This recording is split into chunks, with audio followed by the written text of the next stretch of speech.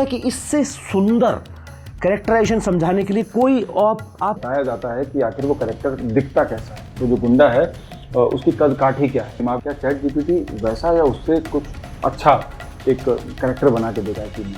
तो मैंने वो लाइन कॉपी करके चैट जीपीटी में डाली और फिर उसके बाद मैंने वही 10 लाइनें उठा के गूगल जेमिनी में भी डाली और उसने मुझे एक तस्वीर बना के दी। और आप यकीन मानिए इतनी गजब की तस्वीर थी जिससे कि जब आप वो फोटो देखें हैं तो आप रिलेट कर पाएं कि क्या लिखा गया था। ग्राउंड म्यूजिक आपको अपने आप सुनाई देने लगता। कड़कती हुई जेठ की धूप में वह नंगे शरीर घूमने में सुख मनाता। उसकी चढ़ी हुई मूछें बिच्छू के डंक की तरह देखने वाले की आंखों में। महान राइटर जयशंकर प्रसाद की कहानी है गुंडा। भले ही आपने ये कहानी कभी पढ़ी ना हो, लेकिन किसी न किसी से इस कहानी के बारे में सुना जरूर होगा। तो आखिर इस कहानी में ऐसा क्या खास है जो इस कहानी को आज भी लोग पढ़ते हैं और आज भी इसकी तारीफें करते हैं। अभी कुछ दिनों पहले मैंने बॉलीवुड के एक बड़े सशक्त अभिनेता हैं जयदीप अहलावत, आप सब उन्हें जानते होंगे। तो उनका एक छोटा सा क्लिप था जिसमें मैंने सुना कि वो कहते हैं कि जयशंकर प्रसाद की लिखी हुई गुंडा की जब आप पहली शुरू की 10 लाइनें पढ़ते हैं तो किसी भी कैरेक्टर को समझने के लिए वो पर्याप्त है। जिस तरीके से उन्होंने लिखा है कि जब आप लाइनें पढ़ना शुरू करते हो तो आपको लगता है कि वो कैरेक्टर आपके सामने एकदम आके खड़ा हो गया। जयशंकर प्रसाद की गुंडा पढ़ते तो 10 लाइनों में आपको लगता है कि इससे सुंदर कैरेक्टराइजेशन समझाने के लिए कोई और आपको कुछ करने की जरूरत नहीं, आप बस वो लाइनें पढ़ो। और ये सच भी है। जब पहली बार मैंने ये कहानी पढ़ी तो इसकी जो शुरू की 10 लाइनें हैं जिसमें ये बताया जाता है कि आखिर वो कैरेक्टर दिखता कैसा है, तो जो गुंडा है उसकी कद काठी क्या है, किस तरीके का उसका लुक है। तो जब मैंने उन्हें पढ़ना शुरू किया तो यकीनन ऐसा लगा कि मेरे आंखों में वो पात्र एकदम उभर के सामने आ जाता है। तो आज मैंने इसके साथ एक छोटी सी टेस्टिंग करी। मैंने वो शुरू की 10 लाइनें कॉपी करी और कॉपी करने के बाद मैंने वो 10 लाइनें चैट जीपीटी को दी और चैट जीपीटी में पेस्ट करके लिखा कि इन कहानियों को इन लाइनों को पढ़ो और इनके हिसाब से इस कैरेक्टर की एक फ़ोटो बना के दो। अब चूँकि चैट जीपीटी एक बहुत बड़ा डेटा मॉडल है और काफ़ी एक्यूरेट भी है, तो मेरे मन में ये एक जिज्ञासा थी कि देखते हैं जैसा एक चित्र मेरे दिमाग में बना था क्या चैट जीपीटी वैसा या उससे कुछ अच्छा एक कैरेक्टर बना के देगा कि नहीं। तो मैंने वो लाइन कॉपी करके चैट जीपीटी में डाली और उसने मुझे एक तस्वीर बना के दी। और आप यकीन मानिए इतनी गजब की तस्वीर थी कि उसको देख के लगता है कि हाँ, जिस गुंडे का जिक्र जयशंकर प्रसाद करते हैं, जैसा उन्होंने लिखा है, वो गुंडा ज़रूर ऐसा ही दिखता होगा। और फिर उसके बाद मैंने वही 10 लाइनें उठा के गूगल जेमिनी में भी डाली और मैं देखना चाहता था कि गूगल जेमिनी ज़्यादा अच्छा गुंडा बना के देगा या फिर चैट जीपीटी। दोनों ही काफ़ी पॉपुलर एआई टूल हैं। तो वो दोनों फ़ोटो मैंने बनाई और मैं आपको अभी दिखाने वाला हूँ। बट दिखाने से पहले मैं चाहता हूँ कि आप उन 10 लाइनों को एक बार सुनिए, जिससे कि जब आप वो फ़ोटो देखें हैं तो आप रिलेट कर पाएँ कि क्या लिखा गया था और क्या हम आज देख रहे हैं। लेकिन कमाल की बात यह है कि ये कहानी जो है गुंडा, ये 18वीं शताब्दी के अंतिम दशक में कुछ लिखी गई थी। तो 130 साल पुरानी कहानी आज भी इतनी रिलेटेबल है। आज भी जब आप उसे पढ़ते हैं तो आपको एक फीलिंग आती है। इन 10 लाइनों में जब आखिरी लाइन है, जब वो कहते हैं कि जब वो चलता था तो उसके पैरों की नसें चटाचट बोलती थी और वो काशी का गुंडा था। तो जब ये लाइन आप सुनते हो ना तो ऐसा लगता है जैसे ट्रॉय फिल्म में अखिलीस की एंट्री हो रही है। एकदम बैकग्राउंड म्यूजिक आपको अपने आप सुनाई देने लगता है। तो आइए मैं आपको एक बार पढ़ के सुनाता हूँ कि जयशंकर प्रसाद ने अपनी इस कहानी में एक गुंडे का कैरेक्टराइजेशन कैसे लिखा है। वह 50 वर्ष से ऊपर था, तब भी युवकों से अधिक बलिष्ठ और दृढ़ था।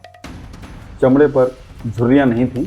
वर्षा की झड़ी में, पूस की रात की छाया में, कड़कती हुई जेठ की धूप में वह नंगे शरीर घूमने में सुख मनाता था। उसकी चढ़ी हुई मूछें बिच्छू के डंक की तरह देखने वाले की आंखों में चुभती थी।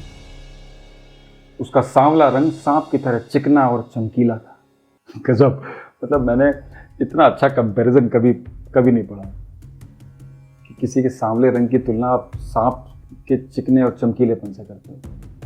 उसका सांवला रंग सांप की तरह चिकना और चमकीला था।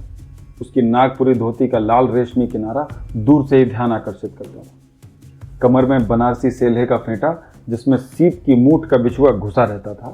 उसके घुंघराले बालों पर सुनहले पल्ले का साफे का छोर उसकी चौड़ी पीठ पर फैला रहता था। साफा बांधते हैं तो उसका एक पीछे एक छोर होता है जो उसकी चौड़ी सी पीठ पे पूरा फैला रहता है। ऊंचे कंधे पर टिका हुआ चौड़ी धार का गणासा, यह थी उसकी धज। पंजों के बल जब वह चलता था तो नसें चटाचट बोलती थी। वह था गुंडा। गजब। मतलब इसको पढ़ने के बाद ऐसी फील आती है जैसे आप किसी मूवी थिएटर से एक एक्शन मूवी देख के निकले और उसके बाद आपको लगता है कि एक्शन हीरो तो हम ही हैं। ठीक वैसे ही जब आप ये 10 लाइनें पढ़ते हो तो पढ़ने के बाद आपको लगता है कि इस कहानी में जो काशी का गुंडा है ना, वो हम ही हैं। तो गुंडे की ये तस्वीर हमें ChatGPT ने बना के दी। देखने में काफ़ी ज़बरदस्त है, डिटेलिंग बहुत अच्छी है, लंबाई चौड़ाई कद काठी सब ज़बरदस्त है। कंधे पे रखा हुआ गड़ासा और वो गुस्से से घूरती हुई आँखें, घुंघराले बाल और बिच्छू के डंक जैसी मूंछें, तो देखने में एकदम परफेक्ट गुंडा है। अगर आज भी किसी फिल्म में आएगा तो छा जाएगा। लेकिन ये तस्वीर एक बार में नहीं बनी। ChatGPT को मुझे 2-3 बार करेक्शन देने पड़े कि तुमने ये मिस कर दिया, अभी ये मिसिंग है, और फाइनली 3rd टाइम में ChatGPT ने ये तस्वीर बना के दी, जो कि बहुत कमाल की है। और गुंडे की ये तस्वीर बनाई है गूगल जेमिनी ने। ये भी एकदम ज़बरदस्त लग रही है, या बोलूँ तो बहुत ख़तरनाक लग रही है। हाँ, ये ChatGPT वाले से थोड़ी देसी है, वो थोड़ी फिल्मी लग रही थी, ये थोड़ा देसी गुंडा लग रहा है, बट ये भी ज़बरदस्त है। और अगर मैं सच कहूँ तो जयशंकर प्रसाद ने अपनी कहानी में जो गुंडे का डिस्क्रिप्शन लिखा है वो इस फोटो से बहुत ज़्यादा मेल खाता है। जहाँ पे वो लिखते हैं कि उसका सांवला रंग सांप की तरह चिकना और चमकीला था, वो यहाँ साफ दिखाई देता है। और जब वो कहते हैं कि जब वो चलता था तो उसकी पैरों की नसें चटाचट बोलती थी, जो कि साफ दिखाई देती हैं। तो और इसका साफा जो उसकी चौड़ी पीठ पे फैला हुआ रहता है, तो वो सब बहुत ज़्यादा क्लोज है। तो फोटो क्रिएशन के मामले में मैं जेमिनी के साथ जाना चाहूँगा। तो आप फटाफट से कमेंट करके आप मुझे ये बताओ कि आपको गुंडे की कौन सी तस्वीर ज़्यादा अच्छी लगी, किसने ज़्यादा बेहतर और ज़्यादा सटीक फ़ोटो बना कर दिया। तो उम्मीद करता हूँ कि आपको ये जयशंकर प्रसाद की कहानी का ये छोटा सा हिस्सा बहुत अच्छा लगा होगा। और मैं आपको रिकमेंड करता हूँ कि आप जयशंकर प्रसाद को ज़रूर पढ़ें। उनकी हिंदी में जो शुद्धता है, जो खड़ी बोली का वो इस्तेमाल करते थे, उससे आपको बहुत कुछ सीखने को मिलेगा। और अब तो बहुत आसानी से किताबें मिल जाती हैं। और ये जो किताब है ये भी मैंने ऑनलाइन मंगाई थी। इसका शीर्षक ही गुंडा है, हालांकि ये कहानी संग्रह है, लेकिन इसकी जो सर्वश्रेष्ठ कहानी है उसका नाम गुंडा है, इसलिए इस पूरी किताब का शीर्षक गुंडा है।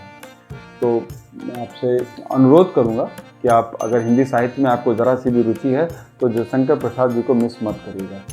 तो अगर आपको ये वीडियो अच्छा लगा है तो इस वीडियो को लाइक कीजिए, शेयर कीजिए, और अगर अभी तक चैनल सब्सक्राइब नहीं किया तो प्लीज़, मैं काशी का गुंडा हूँ, चैनल सब्सक्राइब कर लीजिए।